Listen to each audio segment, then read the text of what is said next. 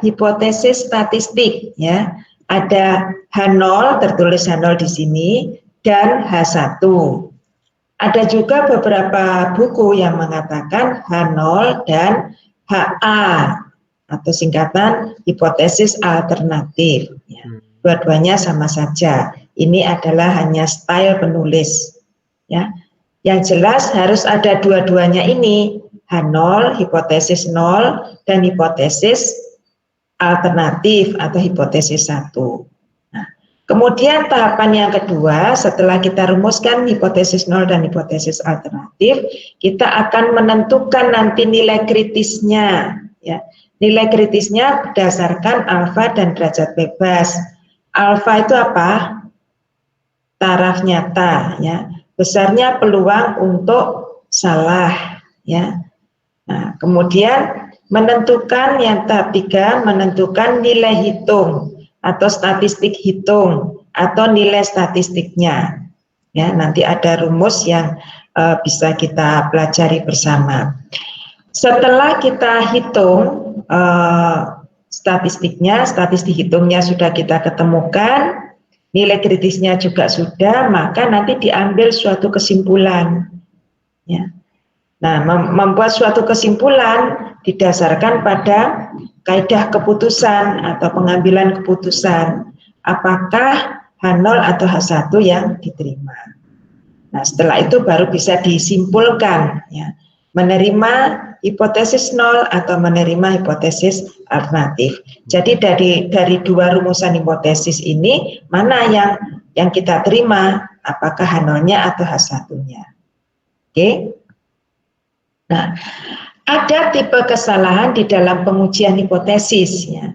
Pasti di dalam merumuskan hipotesis, nanti kita terlibat di dalam kesalahan, tipe kesalahan. Ada salah jenis 1 dan salah jenis 2.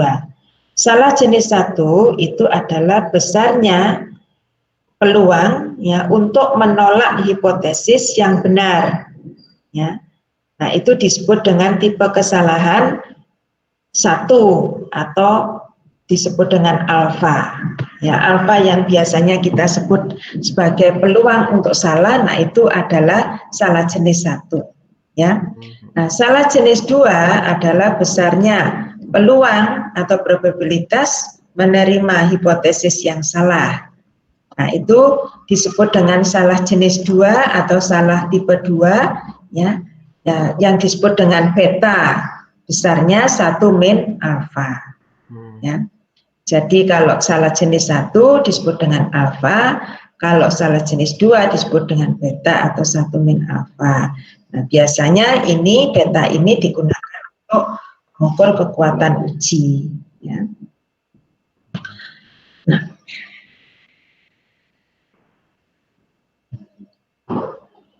Nah, pengujian hipotesis itu ada pengujian 2 sisi dan ada pengujian 1 sisi.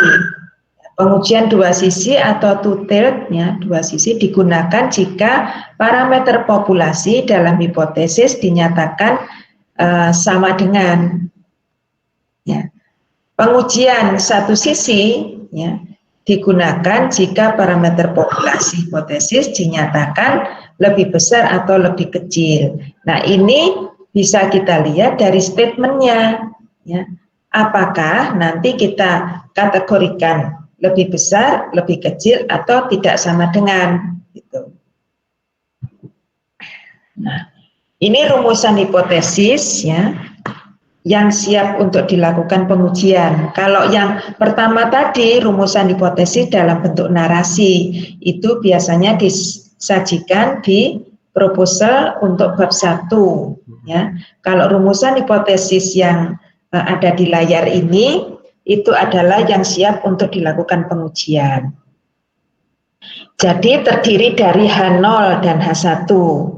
H0 itu merupakan hipotesis observasi, hipotesis yang dirumuskan berdasarkan pengalaman sebelumnya, atau bisa juga hipotesis yang dirumuskan berdasarkan hasil penelitian sebelumnya, hasil penelitian orang lain atau pengalaman kita. Nah, itu hipotesis observasi. Atau bisa juga dirumuskan berdasarkan teori yang kita pelajari dari textbook misalnya. Nah, kemudian kita wajib merumuskan hipotesis tandingan atau hipotesis lawannya, yaitu yang disebut hipotesis alternatif. Nah, antara hipotesis nol dan hipotesis alternatif itu bertolak belakang biasanya.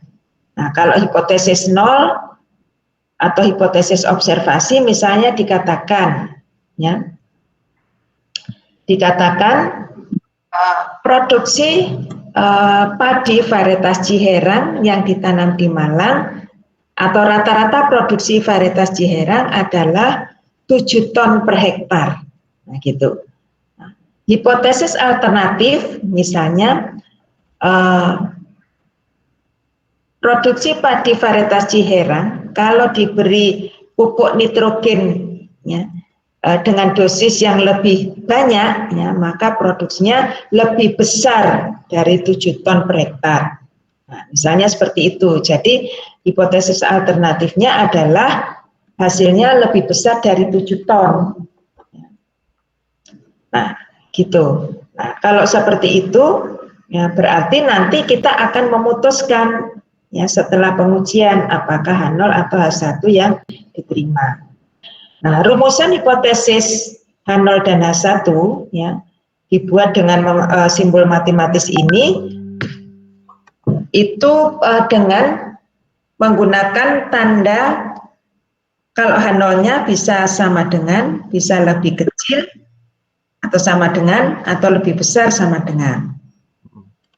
Hipotesis alternatif tidak sama dengan, lebih besar atau lebih kecil. Nah, tanda tidak sama dengan, lebih besar atau lebih kecil tergantung pada statementnya. Kalau kita tidak tahu pasti, ya. PPT-nya nggak kelihatan deh. Sebentar, apanya nggak kelihatan? PPT-nya. Oh, nggak kelihatan, sebentar, Ya, sebentar. tadi ini kepencet present. Oh, itu dimatikan dulu presentnya. Coba saya ini lagi ya. Ya, Bu. Yang present itu saya saja ya. Oke. Nah, nanti kalau Anda tanya baru bisa gantian. Oke? Oke, saya tampilkan lagi. Oh, kok ini? Sebentar saya.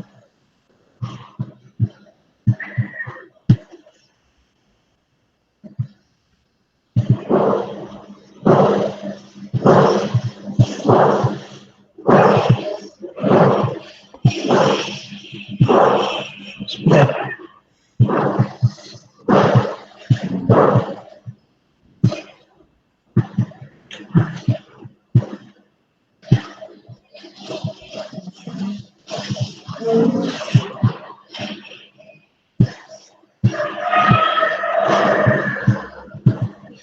Sudah kelihatan?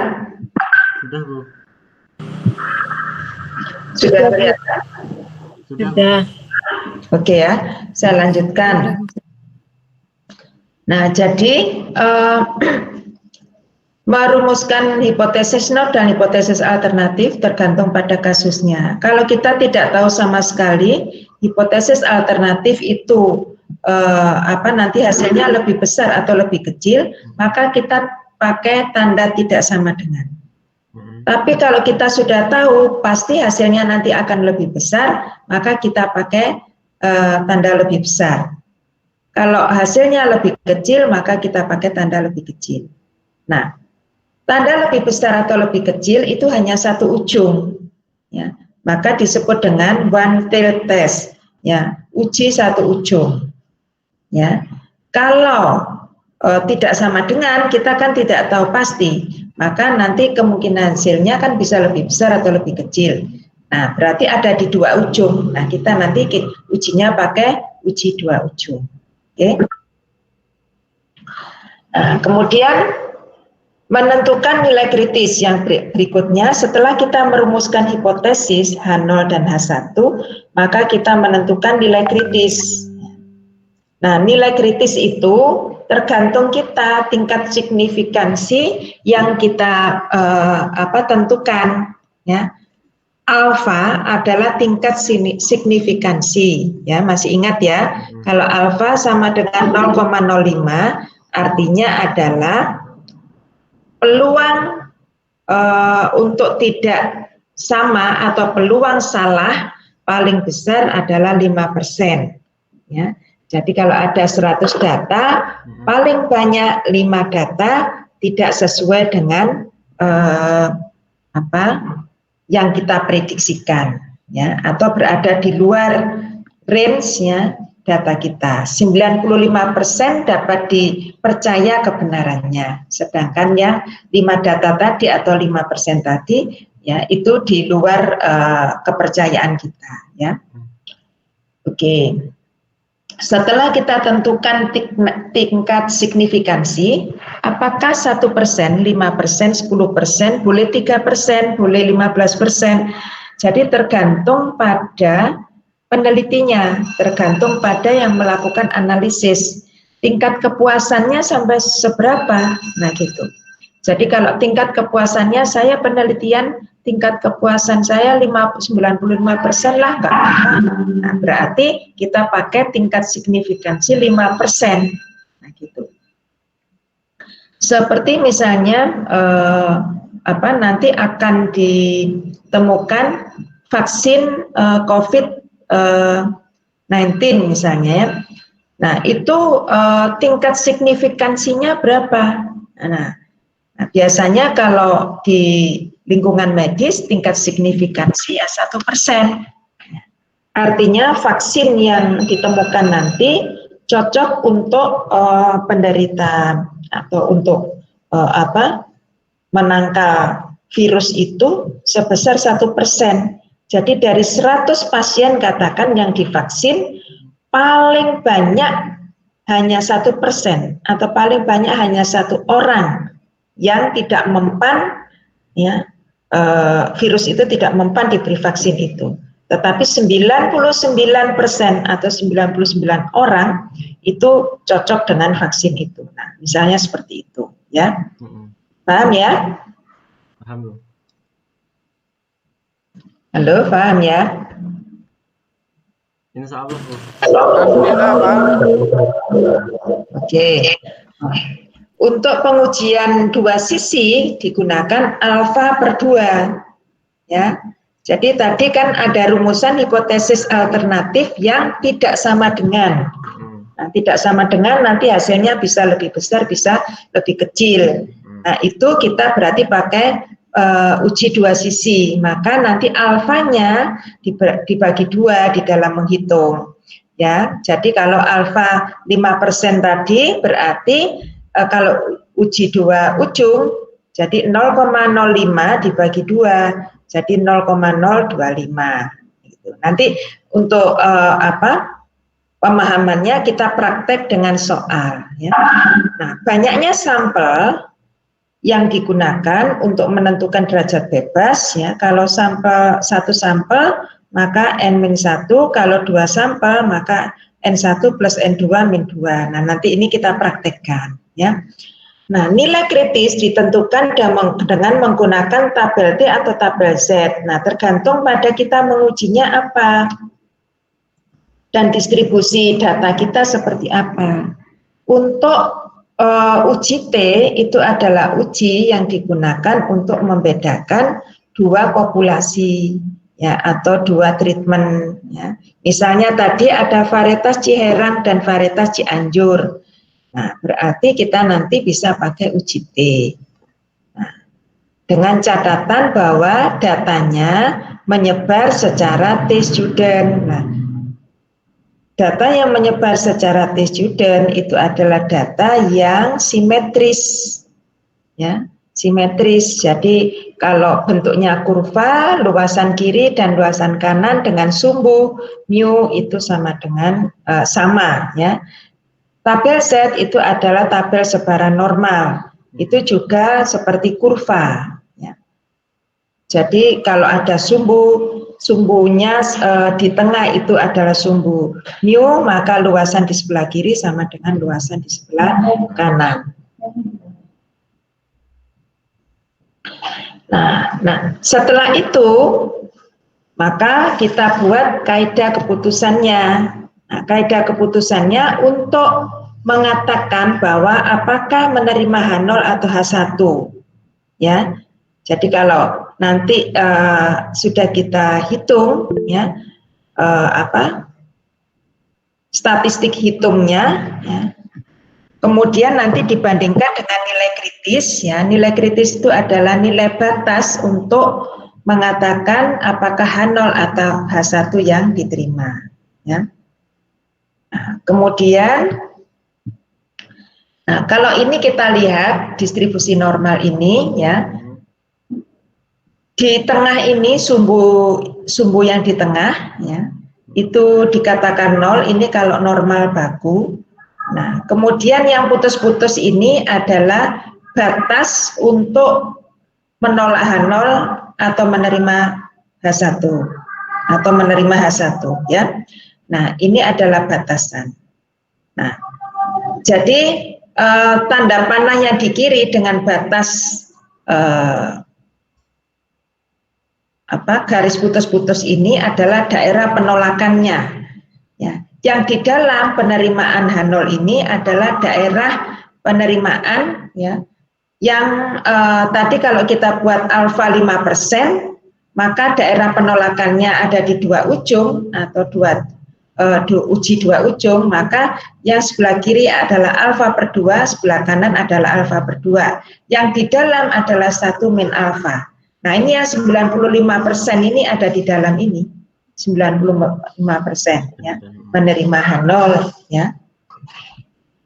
Kemudian selanjutnya ini kalau ujinya satu ujung, ya. Jadi tadi H1 yang lebih besar saja atau lebih kecil saja itu berarti uji satu ujung. Daerah penolakannya bisa di sebelah kanan, ya. Bisa juga di sebelah kiri. Nah, gitu. Nah, yang penerimaan H0 itu ada di sini. Oke, ya. Nanti kita praktekkan. Nah, kemudian kalau sudah kita buat suatu kesimpulan, ya. Jadi dengan membandingkan statistik ujinya tadi dengan nilai kritis, ya. Kalau statistik uji dibandingkan dengan nilai kritis, saya bisa tulis enggak di sini. Nah, kalau jika statistik uji itu bisa t-test, ya, ya, t-test. Kalau lebih besar, ya, dari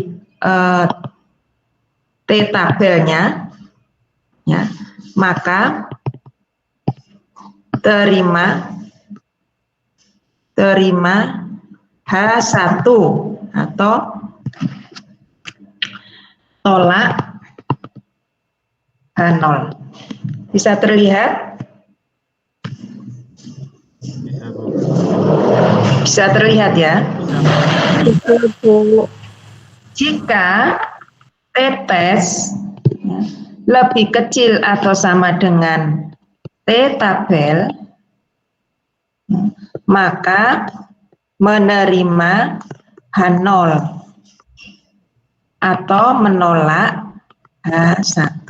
Nah, ini adalah kaidah keputusan, ya. Kaidah keputusan yang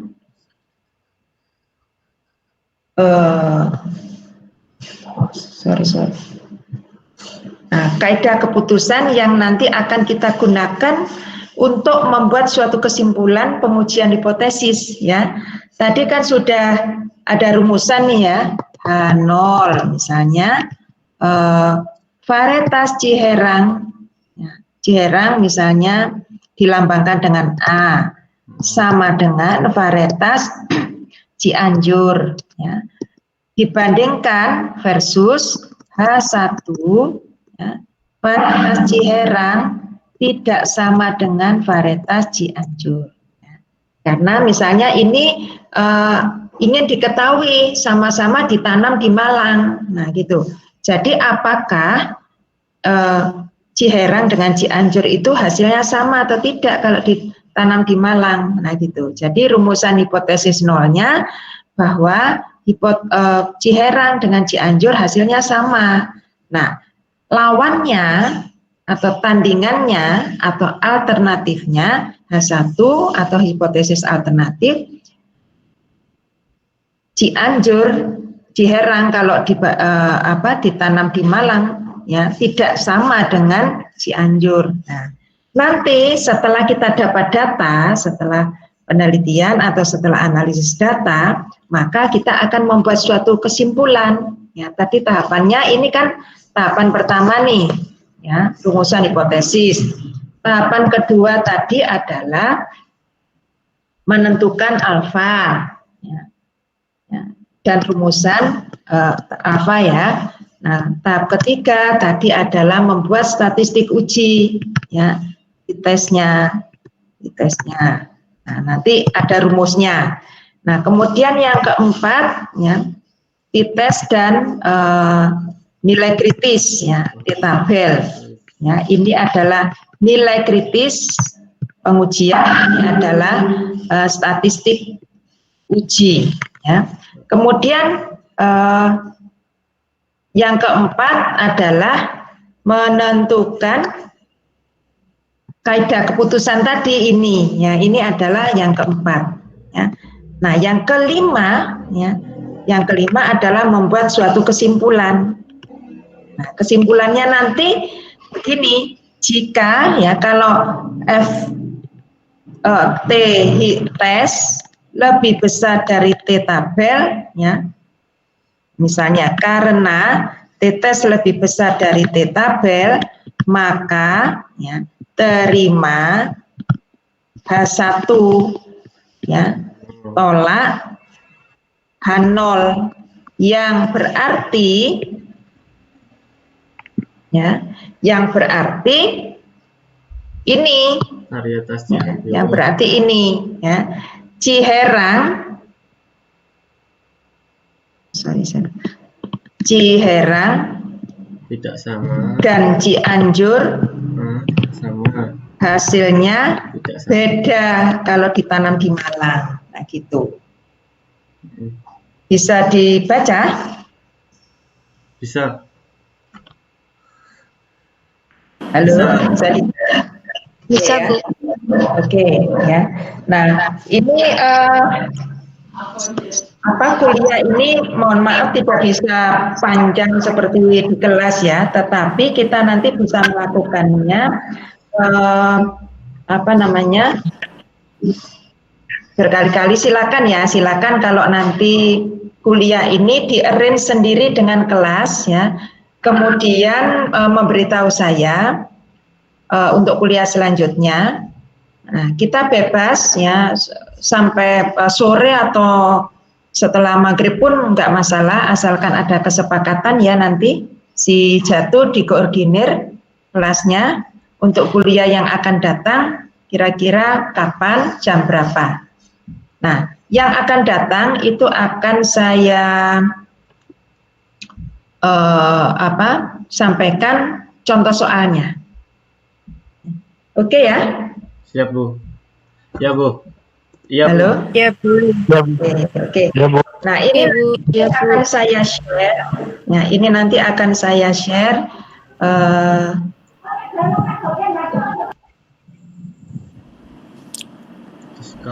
Nah, ini nanti akan saya share.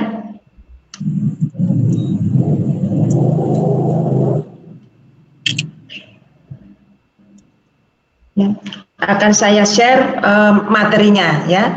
Nah, hari ini itu saya sekarang harus mengajar di kelas B. Ya.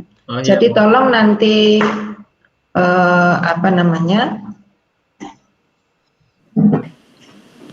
di arrange ya Jatuh. Oke, Bu. Jatuh.